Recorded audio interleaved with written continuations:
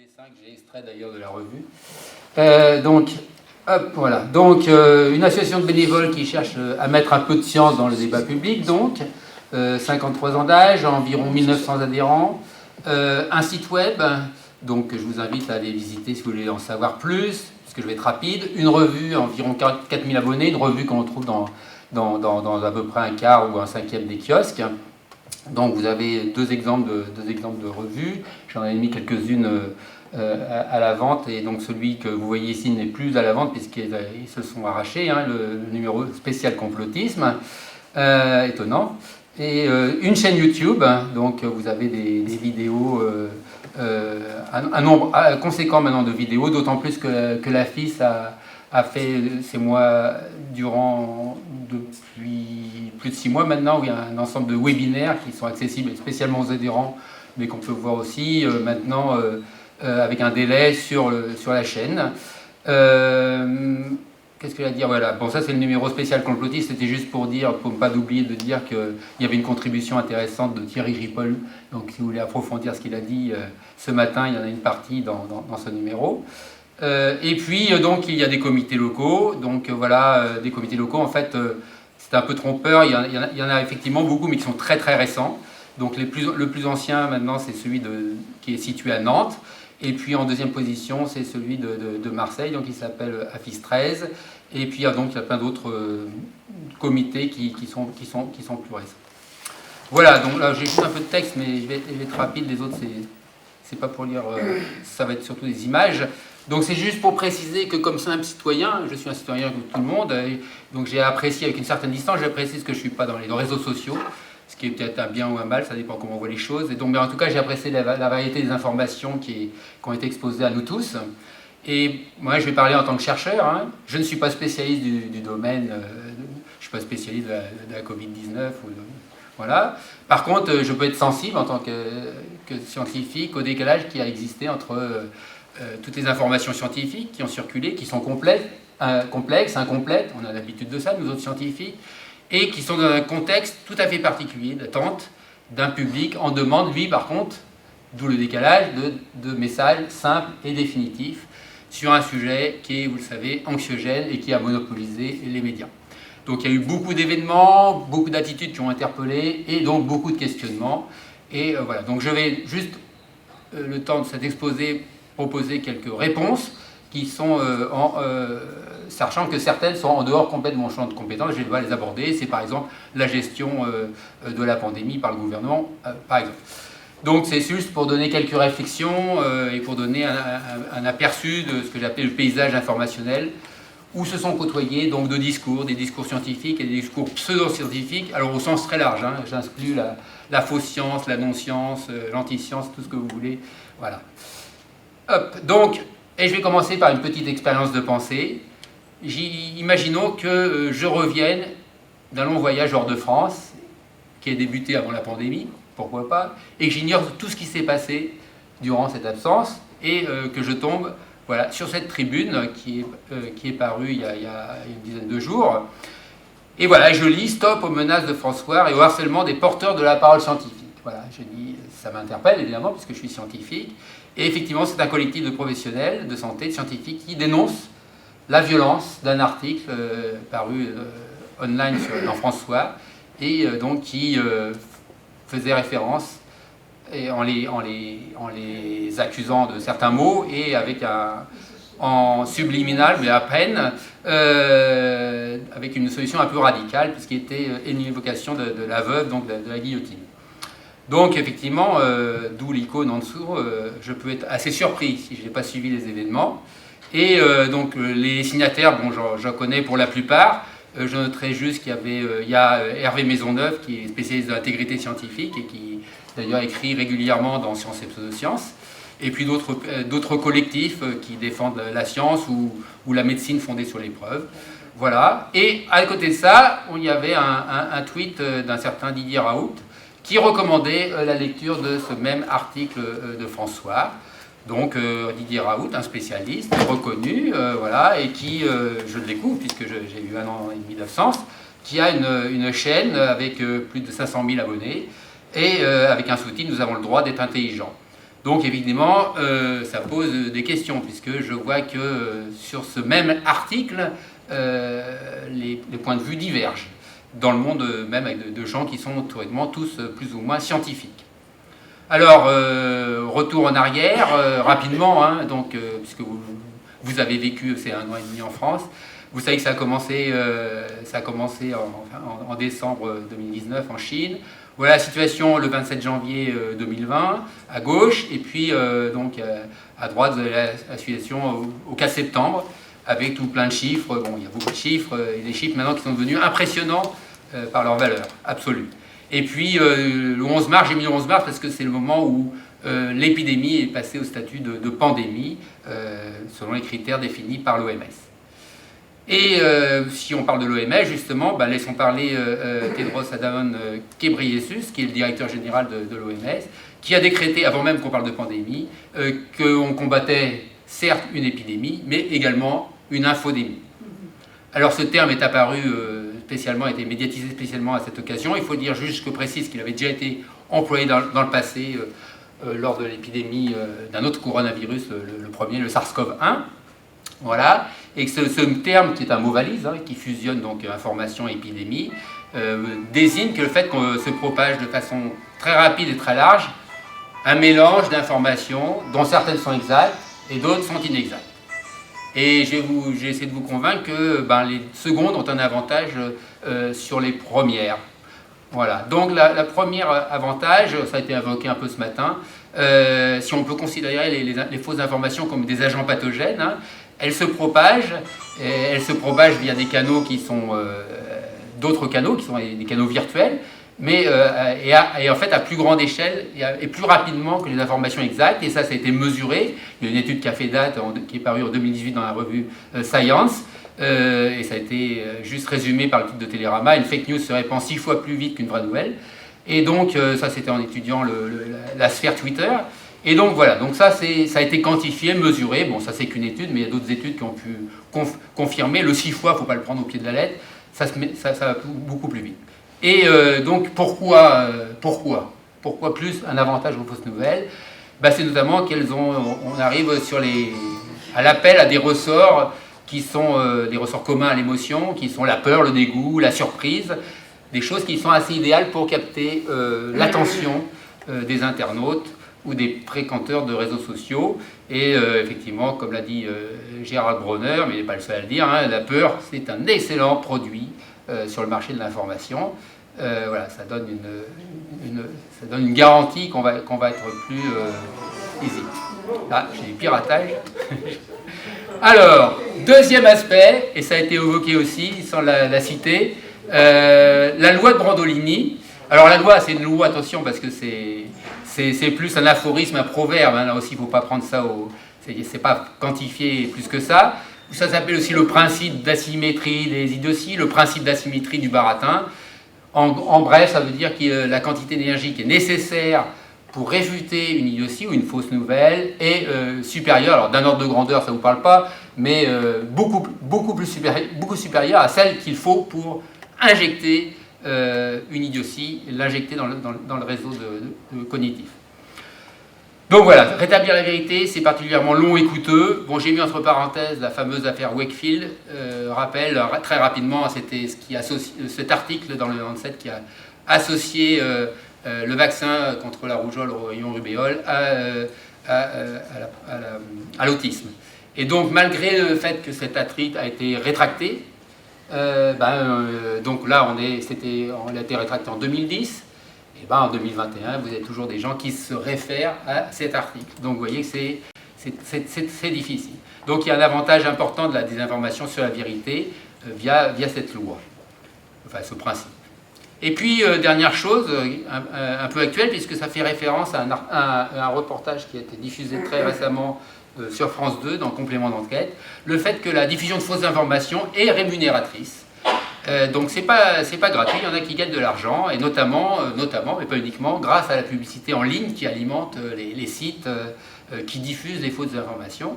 Alors la bonne nouvelle, elle est récente, hein, c'est que suite à Complément d'enquête, en fait, Google, qui est derrière en termes de support publicitaire, finalement s'est retiré, on dit démonétisé, de certains sites, et notamment un site d'extrême droite qui s'appelle The Gateway Pundit.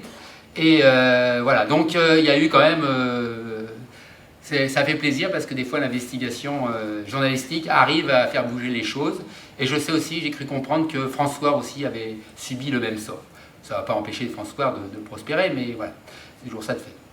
Voilà, donc ces trois choses, que les informations trompeuses se propagent plus rapidement, notamment grâce aux réseaux sociaux, qu'elles s'installent plus durablement, la loi de Brandolini, qu'elles sont rémunératrices, merci la publicité, eh bien ça fait que les fake news, la lutte est inégale pour les gens qui ne disposent pas des mêmes moyens pour effectivement combattre, faire des contre-feux à ces fake news. J'en ai mis quelques-uns ici.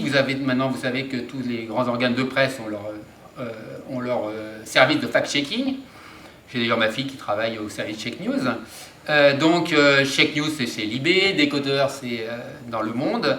Vous avez des youtubeurs, vous avez notamment Aude Fabre de What the Fake, qui est justement une des journalistes qui a œuvré dans l'émission dont j'ai parlé juste auparavant. Vous avez La Tronche en Biais, qui est un site zététicien animé par Thomas Durand, qui a été très actif pendant ces derniers temps et qui l'est toujours, dans le bon sens du terme. Vous avez des institutions comme l'INSERM, avec sa chaîne Canal Détox. Mais je vous mentirai pas en disant que Canal Détox, le nombre de vues est nettement inférieur à beaucoup de choses. Et puis vous avez la FIS qui, à son niveau, essaie de renforcer le petit bonhomme qui essaie de lutter contre les fake news. Voilà, donc face à toutes ces questions, dont certaines sont tout à fait légitimes, il est tout à fait sain de se poser des questions, évidemment, celles qui sont provoquées par la pandémie. Donc d'un côté, il y a des réponses simples, mais fausses, et malheureusement, elles ont pu l'emporter sur celles complexes, mais correctes. Donc c'est un peu le schéma qu'on voit ici, avec une fréquentation moindre d'un chemin un peu tortueux, qui coûte pour aboutir à une réalité un peu plus, à une vérité un peu plus sereine. Et j'ai rajouté une citation qui me plaît d'ailleurs dans ce contexte, elle est d'Edgar Morin, dont on a fêté les 100 ans il n'y a pas si longtemps, dans le journal du CNRS que je fréquente. Nous essayons de nous entourer d'un maximum de certitudes, mais vivre, c'est naviguer dans une mer d'incertitudes, à travers des îlots et des archipels de certitudes sur lesquels on se ravitaille. Donc c'est une façon un petit peu de mettre la position du citoyen noyé qui a du mal parfois à se ravitailler sur les bons îlots. Alors le tiraillement entre les cerveaux, entre le discours de la science et ceux des pseudosciences, ça ne date pas d'hier évidemment, effectivement. Mais le constat, c'est que les pseudosciences ont sans doute eu un avantage qu'il s'agira de quantifier quand même un jour pendant la pandémie. Et donc ça fait appel à des éléments spécifiques dont je vais essayer de développer les choses. Notamment, il y a l'urgence de la situation. Et comme l'a dit Étienne Klein, physicien, qui a été très actif aussi du bon côté de la force, si j'ose dire, ce qui menace l'esprit scientifique, effectivement, c'est l'urgence. Ça fait référence à la temporalité de la science, qui n'est pas du tout celle des médias, et pas celle de la politique non plus, qui échappe à la dictature du résultat immédiat. Et bien évidemment, c'est la faiblesse de la tortue, en cas d'urgence, voilà. Et au bilan, vous savez, dans la fable, entre le lièvre et la tortue, c'est quand même la tortue qui finit par gagner. Mais bon, ça c'est l'espoir, heureusement. Mais donc la qualité de la méthode scientifique, c'est la prudence, théoriquement, et l'humilité, avec la vertu du « je ne sais pas ». Et vous savez que le « je ne sais pas », ça n'a pas été la phrase la plus prononcée médiatiquement. Et aussi, nous nous sommes trompés. Ça, c'est une des vertus de la science, que n'a pas le pouvoir autocorrecteur de la méthode scientifique. Et donc, vous avez éventuellement en mémoire le fait qu'il y a eu un article qui a fait grand bruit, puisqu'il pénalisait l'approche thérapeutique promue par d'autres, qui était à base d'hydroxychloroquine et d'azithromycine, en disant que c'était plutôt dangereux, et publié dans la prestigieuse revue Lancet. Eh bien, il y avait une fraude, une source dans les données qui n'a pas pu être détectée à la source au départ, en fait, et avec des conséquences politiques, vous le savez aussi, et ça a été détecté, ceci dit, assez rapidement, puisqu'il a été retiré 13 jours après la publication. Donc il y a un pouvoir d'autocorrection de la science, et ça c'est assez unique, et c'est plutôt bon signe. Et puis évidemment, je vous laisse juge sur le fait que ce pouvoir d'autocorrection n'est pas partagé par tout le monde. Voilà, donc on peut le poser entre la tortue et la tortue des sciences et le lièvre des pseudosciences. Bon, c'est un schéma assez classique avec d'un côté la méthode scientifique, voici les faits, quelles conclusions pouvons-nous en tirer? Et la méthode idéologique, qui sous-tend les pseudosciences en général, voici la conclusion, quels faits pouvons-nous trouver pour la rendre crédible? Donc en fait, tout le monde s'appuie sur des faits. C'est le point commun. Sauf dit à gauche, les faits, ce sont des connaissances qui sont élaborées lentement et avec certaines difficultés. Pour d'autres, les faits, c'est juste des affirmations, il n'y a pas besoin de vérifier, on y va. Donc c'est comme ça qu'effectivement, quand il y a une théorie officielle, comme l'a dit un médecin pathologiste à Bichat sur France Culture, quand il y a une théorie officielle, il y a des théories alternatives sur les réseaux sociaux, il y en a autant qu'on en veut. C'est plus facile. Voilà. Et puis, vous avez, là, juste une diapo pour montrer, il y en a un qui a été cité ce matin, hein, Silvano Trotta. Il y en a d'autres, je les ai appelés les 4 mousquetaires parce que c'est des poids lourds quand même sur Internet. À côté de Silvano Trotta, nous avons Jean-Jacques Crèvecoeur, nous avons Tal Chaleur, Thierry Casasnovas. D'ailleurs, ce dernier est pas mal depuis quelques mois dans la cible de la Mivilude. Voilà, et donc ils ont réussi à s'unir, un pour tous pour un, pour fracasser plus ou moins la vérité. Et effectivement, avec les outils d'ailleurs de communication dont nous bénéficions aujourd'hui, ils ont pu faire des choses en commun pour être encore plus forts. Et voilà, donc ça, ils ont eu un pouvoir de nuisance, ils ont été un pouvoir de toxicité assez important, surtout quand ils ont pu unir assez facilement leurs forces. Alors là, je vais juste passer sur je vais décrire quand même un élément perturbateur qui est pour moi inédit. C'est le fait que des scientifiques ont court-circuité les canaux habituels de diffusion de la science. Et ça a été un élément important, je pense, pour déséquilibrer l'équilibre fragile entre science et pseudosciences. Donc, voilà, d'un côté, vous avez des faits objectifs, en haut, qui sont étudiés par des scientifiques, et de l'autre, vous avez des citoyens et qui vont émettre des idées subjectives. Et de ces deux pôles, vous avez un flux informationnel qui est assez complexe. Alors là, je l'ai simplifié, mais c'est juste pour dire des choses, je ne vais pas le décrire complètement. Mais donc, vous avez au départ des faits objectifs, on va partir des scientifiques, qui vont faire éventuellement déposer des prépublications. Prépublications, ça veut dire qu'ils n'ont pas été encore évalués par les pairs. Une fois qu'ils sont évalués par les pairs, c'est-à-dire par d'autres scientifiques, ces publications sont validées et peuvent entrer dans un autre processus, c'est-à-dire d'être utilisées, notamment par un conseil scientifique. Conseil scientifique, vous savez, qui a épaulé le gouvernement, qui peut, donc vous avez un deuxième verrou, hein, c'est les petits verrous en vert là, qui a pu émettre des avis qui ont pu éclairer le gouvernement. Le gouvernement, c'est-à-dire des politiques, ont dû tenir compte de paramètres socio-économiques et ont fait des décisions politiques pour gérer cette crise à leur façon, qui peut être critiquée, il n'y a pas de problème.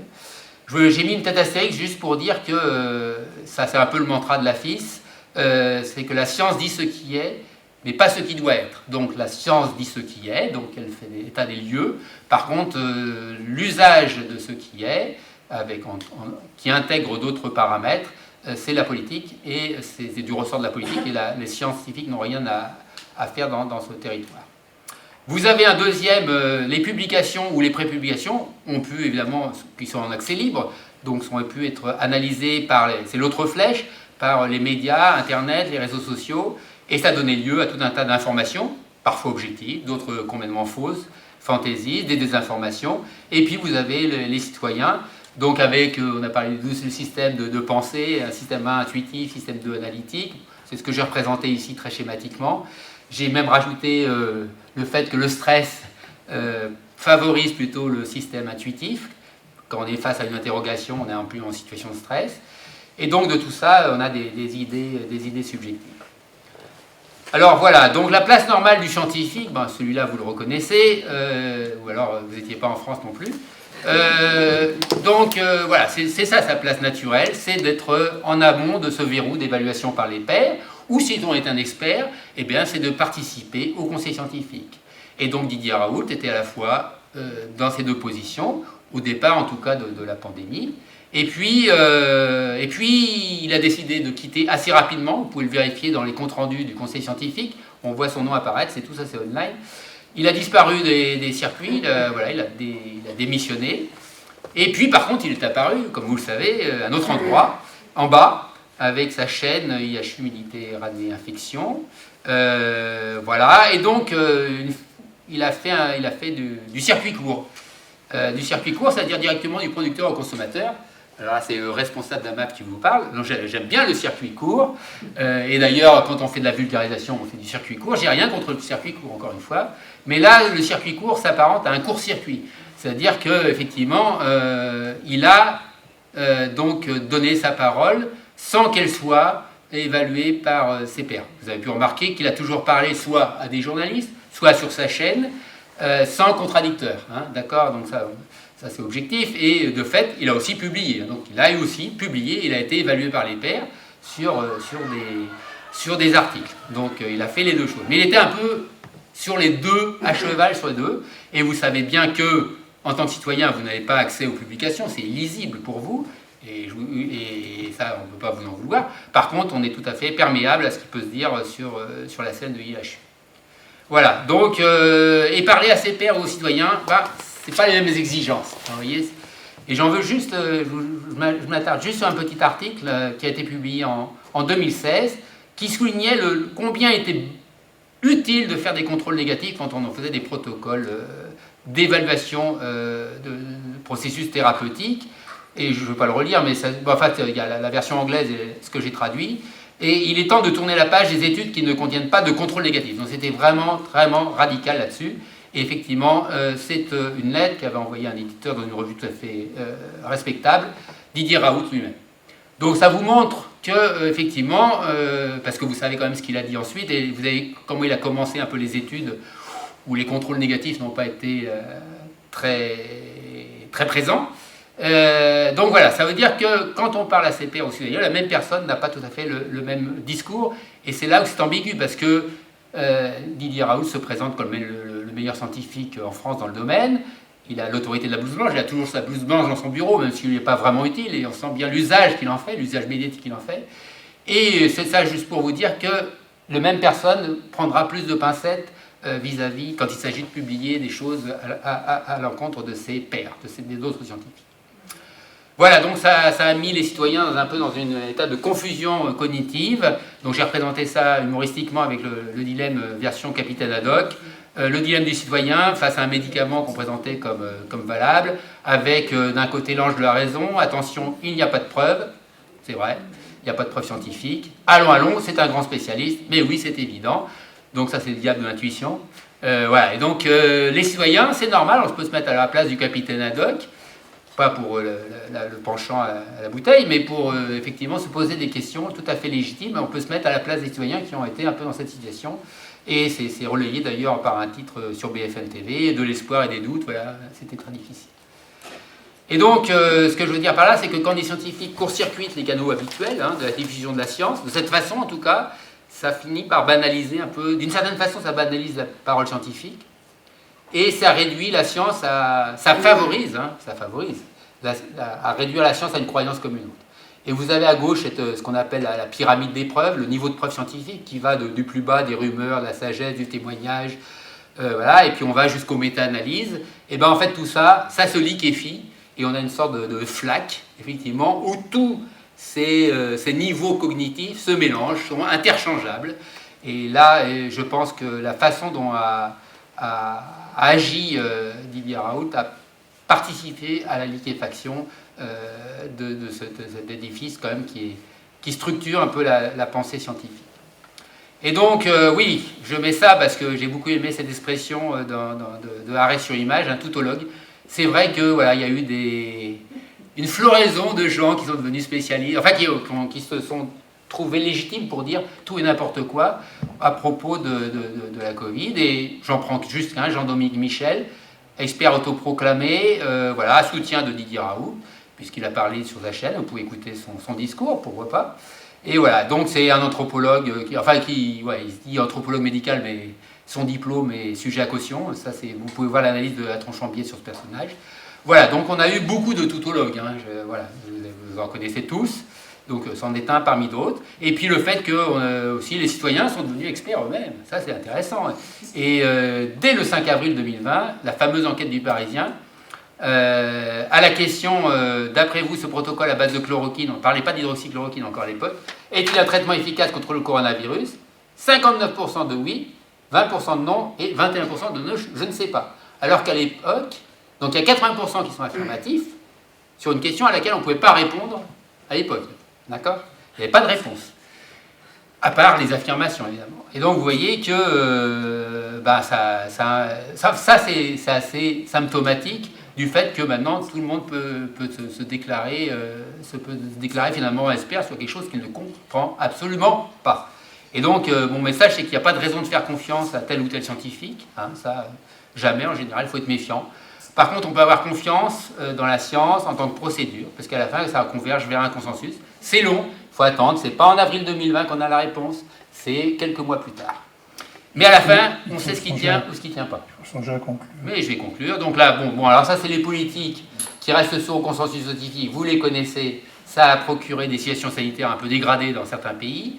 Le fait qu'il vaut mieux une fausseté qui rassure qu'une vérité qui dérange, c'est une autre façon de dire les choses. Hein. C'est-à-dire que vous avez des gens fort souriants et fort sympathiques, voilà, et d'autres qui sont moins souriants et moins sympathiques d'ailleurs, et qui doutent. Et concernant l'hydroxychloroquine et le Covid-19, parce que c'était essentiellement le grand combat, voilà, il y a des likes d'un côté et des anti-likes de l'autre. Et là, je vais finir là-dessus, c'est que ça a été beaucoup plus loin. Je vais revenir finalement faire la boucle en revenant à la tribune sur l'Express. Il y a eu des chercheurs quand même qui ont été menacés de mort. Hein, c'est ça où on dit, là, il y a quand même un dérapage. Bon, il n'y a pas eu de mort pour l'instant, mais bon.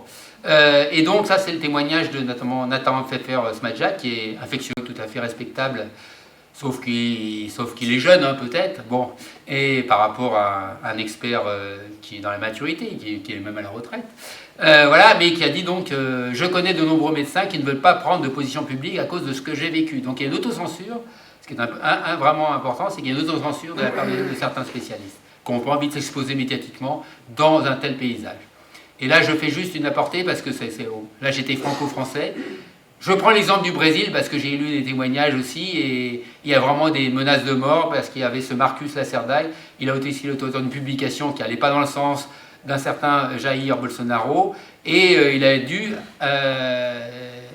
être protégé, avoir des gardes du corps avec fusil, ce qui est quand même assez incroyable quand on y pense pour un scientifique qui essaie de faire son boulot. Ça fait un peu froid dans le dos quand même. Voilà, donc j'en finis là. Donc cette tribune, cette tribune a fait suite une conférence de presse il y a 3 jours maintenant, et donc pour appeler l'État, hein, pour agir, parce que là il y a quand même une situation assez insupportable. Que les scientifiques, des médecins qui font leur boulot tout à fait raisonnablement soient la cible d'ailes violences. Et alors, bon, j'ai mis Samuel Paty, hein, juste pour vous rappeler que des fois, de la violence virtuelle à la violence aux actes, il n'y a qu'un pas. On n'en est pas là, mais il y a quand même des voyants rouges qui s'allument, donc il faut quand même en tenir compte. On espère qu'il n'y aura pas de drame. Et voilà, et surtout que les scientifiques puissent, et les médecins, ou les vulgarisateurs, ou les passeurs de science, puissent s'exprimer dans la sérénité.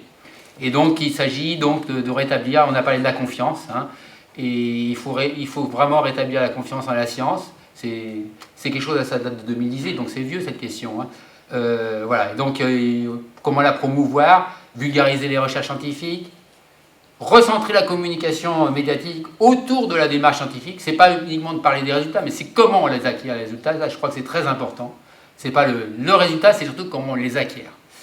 Et peut-être qu'il y a un travail pédagogique à vérifier, et impliquer autant que faire se peut, pas n'importe comment, attention, la société civile, dans la production scientifique, il y a des façons de faire.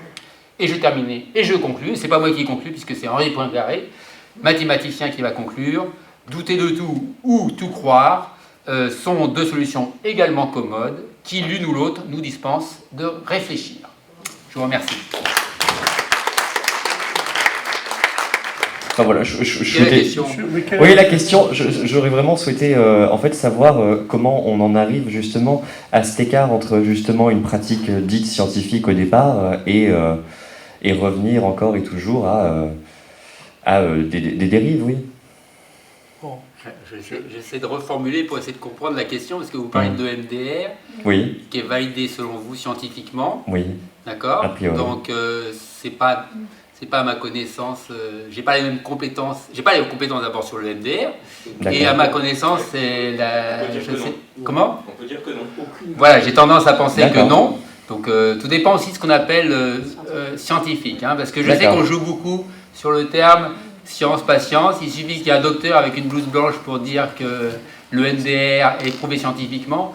Quand, en général, à chaque fois, je ne parle pas de MDR, mais à chaque fois que je vois quelque chose qui m'interpelle et quelqu'un fait appel à des ressources scientifiques, je peux, en tant que scientifique, comme tout scientifique d'ailleurs, aller sur PubMed et aller voir les références.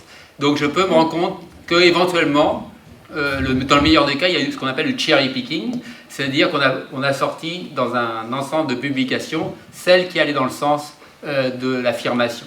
D'accord. Alors le MDR, je botte en touche parce que je ne connais pas, d'après mes connaissances, je ne pense pas que c'est très très très validé scientifiquement. Après, donc c'est peut-être pour ça aussi qu'il y a des pratiquants de l'EMDR. Encore une fois, il ne faut pas jeter le bébé avec l'eau du bain, c'est-à-dire que l'EMDR, il doit y avoir des gens tout à fait sains et des pratiquants tout à fait respectables qui pratiquent l'EMDR à leur façon, qui y croient et avec des patients qui en sont satisfaits. Et puis, ça a été rappelé par ma voisine, hein, c'est qu'après, il y a des gens, donc dans des techniques qui ne sont pas forcément très validées scientifiquement, c'est un espace où s'engouffrent des praticiens qui, eux, des pseudo-thérapeutes, comme ils ont été évoqués, qui peuvent profiter de leurs patients. C'est tout ce que je dirais sur le MDR, je ne sais pas. Monsieur Samir Kelfaoui va répondre. Il a une question. Non, c'est pas une question, c'est une réponse. Il est conseiller à la Miviludes.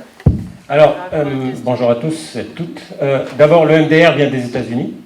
Oui. Donc, ce qui a créé la confusion, c'est que la Haute Autorité de Santé en France a reconnu l'efficacité de l'EMDR dans la gestion du stress post-traumatique. Oui. C'est ça qui a posé problème. Et à partir de là, c'était la porte ouverte à toutes les interprétations, à toutes les méthodes. Mais ce qu'on a constaté au niveau de la Miviludes, c'est que beaucoup de pseudothérapeutes se sont engouffrés dans la brèche, ils se sont mis à faire de l'EMDR. Et donc du coup, vous avez des psychologues cliniciens et des médecins qui font de l'EMDR, et qui sont, surtout les médecins, soumis à un code de déontologie. Mais en parallèle, vous avez beaucoup de pseudothérapeutes qui font de l'EMDR, et nous avons reçu à la Miviludes la présidente de MDR France, donc qui est venue chercher, entre guillemets, une caution, sauf que ce qu'on lui a mis sur la table, c'est une liste, j'ai envie de dire, infinie de gens qui font de l'EMDR, mais qui font, par exemple, en parallèle, Madame la chef de la Miviludes l'a évoqué, du Hammer. Et si vous tapez si vous allez sur un moteur de recherche, vous faites EMDR, praticien EMDR, vous allez trouver un tas de pseudothérapeutes qui font de l'EMDR. Et donc, si c'est fait par un psychologue clinicien ou un médecin et que c'est uniquement et strictement de la gestion du stress post-traumatique, j'ai envie de dire, pourquoi pas. Mais si c'est faire du MDR pour, je sais pas, traiter votre sclérose en plaques, sauvez-vous, quoi. Si on prend en compte vos deux contributions, tu as davantage insisté sur l'environnement, on va dire, médiatique, social, qui contribuait à l'élaboration de production de croyances. Vous avez davantage insisté sur comment pouvaient fonctionner des gourous, des leaders charismatiques vis-à-vis des personnes qu'ils abusent. Et bon, il faut prendre en compte les deux, et je comprends qu'à la Miviludes, on soit centré là-dessus parce qu'il y a une dimension juridique, et il faut aussi pouvoir attester que quelqu'un a abusé de l'esprit de quelqu'un d'autre. Mais je crois quand même, c'est un peu comme avec le problème de la drogue, je veux dire, l'analogie a toujours ses limites, mais concernant la drogue, soit on se focalise sur les dealers. Bon, on peut le faire, c'est très utile, mais en même temps, si on utilise de la drogue, c'est parce qu'il y a un contexte social, environnemental qui fait qu'on peut faire ce qu'on veut sur les dealers, il continuera à y avoir de la drogue. C'est exactement la même chose pour la croyance. Et je crois que nos sociétés auraient aujourd'hui à s'interroger sur le contexte culturel, économique, sociétal qui produit de la croyance actuellement. Pour moi, c'est pas un hasard, ça s'explique. Et si on regarde les pays où les croyances, où les sectes se développent le plus, c'est pas non plus un hasard. Par exemple, les pays scandinaves, notamment Finlande, qui ont un modèle social très différent du nôtre, sont des pays qui sont infiniment moins complotistes que chez nous. Et le développement des croyances et des sectes est aussi beaucoup moins important que chez nous. Donc, c'est pourtant les mêmes cerveaux. Hein. C'est les mêmes cerveaux. Donc il faut vraiment réfléchir à l'environnement socio-économique qui produit, parce que ça devient extrêmement dangereux, et ça veut dire qu'on est en train de fabriquer une société qui féconde ce genre de choses. Donc voilà, être vigilant parce que... Alors, comme on est